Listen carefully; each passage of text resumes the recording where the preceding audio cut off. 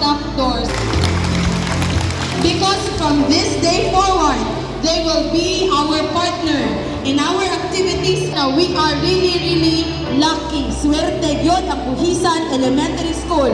Kaya walay lain maka-benefit, ani dili kami teachers, kung dili parents, ang inyuhang mga anak. Yes, exactly.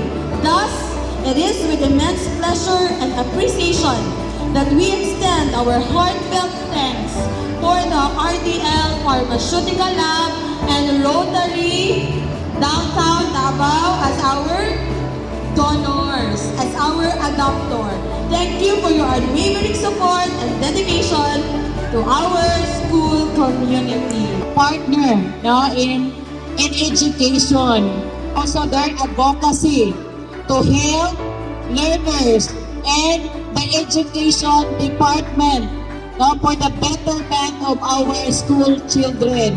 We'd like to express our gratitude, especially to the school administration, to Ma'am Jessica, to Ma'am Christine Joy, our Adopt a School program, for widely accepting us with open arms and accepting this wonderful opportunity for Buhisan and to our students at Buhisan Elementary School. As you sign this memorandum, of course we have already signed, let it serve as a symbol of our shared commitment to education, progress, and community development.